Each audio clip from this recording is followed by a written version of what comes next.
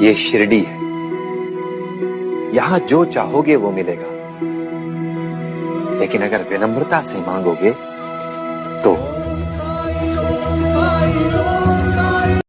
ये शिरडी है, यहाँ जो चाहोगे वो मिलेगा, लेकिन अगर विनम्रता से मांगोगे